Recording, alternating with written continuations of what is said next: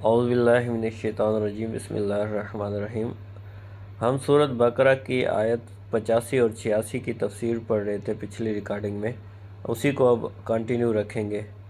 دے کر چھڑا لیتے تھے۔ مثلاً اگر بنی نذیر کا کوئی شخص اوس قبیلے کے ہاتھ میں گرفتار ہوتا تو بنی قریظہ اوس قبیلے کو مالی معاوضہ دے کر ان کو چھڑا دیتے، حالانکہ اگر وہی شخص لڑائی کے وقت ان کے ہاتھ آ جاتا تو اسے قتل کرنے میں ہرگز دریغ نہ کرتے تھے۔ لوگوں نے ان سے کہا کہ تم بھی عجیب لوگ ہو کہ ایک دوسرے کو قتل بھی کرتے ہو اور فدیہ دے کر چھڑا بھی لیتے ہو۔ یہودیوں نے کہا، ہمیں تورات میں یہ حکم دیا گیا ہے کہ ہم اپنے قیدیوں کو فدیہ دے کر چھڑا لیں۔ اس پر ان سے کہا گیا کہ پھر تم ایک دوسرے کو قتل کیوں کرتے ہو، حالانکہ تورات میں تمہیں اس چیز سے منع بھی کیا گیا ہے۔ یہودیوں نے کہا، جنگ کے دوران ایک دوسرے کو قتل کرنے سے اگرچہ ہمارے اللہ تعالیٰ کے ساتھ کیا ہوا وعدہ ٹوٹ جاتا ہے، لیکن ہمیں اس بات سے شرم آتی ہے کہ ہمارے حلیف ذلیل ہوں، کیونکہ اگر ہم نے ایک دوسرے کو قتل اور جلا وطن نہ کیا تو اس میں ہمارے حلیفوں کی ذلت ہے، اور چونکہ فدیہ دے کر چھڑا لینے میں ان کی ذلت نہیں، اس لیے ہم اس عہد کو پورا کر دیتے ہیں۔ یہودیوں کی اس حرکت پر انہیں اس آیت میں ملامت کی جا رہی ہے کہ جب تم نے اپنوں کی خونریزی نہ کرنے اور ان کی بستی سے نکالنے اور ان کے اسیروں کو چھڑانے کا عہد کیا تھا، تو یہ کیا دو رنگی ہے کہ تم ایک دوسرے کو قتل اور جلا وطن کرنے میں تو ہرگز دریغ نہیں کرتے، اور جب کوئی گرفتار ہو جائے تو اسے فدیہ دے کر چھڑا لیتے ہو، اور جن باتوں کا تم نے عہد کیا تھا ان میں سے کچھ باتوں کو ماننا اور کچھ کو نہ ماننا کیا معنی رکھتا ہے؟ جب تم ایک دوسرے کو قتل اور جلا وطن کرنے سے باز نہ رہے تو تم نے عہد شکنی کی اور حرام کے مرتکب ہوئے۔ افتؤمنون ببعض الکتاب، کیا کتاب کے کچھ حصے پر ایمان رکھتے ہو؟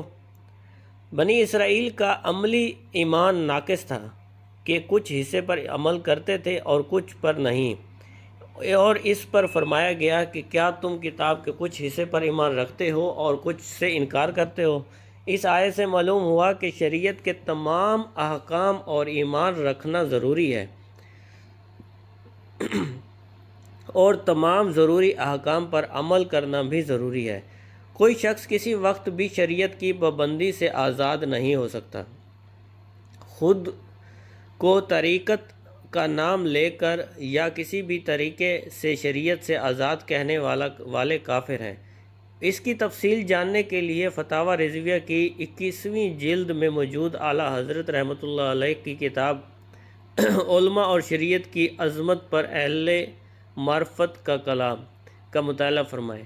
یاد رہے کہ عظمت و توحید کو ماننا لیکن عظمت رسالت سے انکار کرنا بھی اسی زمرے میں آتا ہے کہ کیا تم کتاب کے کچھ حصے کو مانتے ہو اور کچھ حصے کو انکار کرتے ہو۔ خزی فی الحیات الدنیا، دنیا کی زندگی میں رسوائی۔ بنی اسرائیل کی دنیا میں تو یہ رسوائی ہوئی کہ بنی قریظہ 3 ہجری میں مارے گئے اور بنی نذیر اس سے پہلے ہی جلا وطن کر دیے گئے۔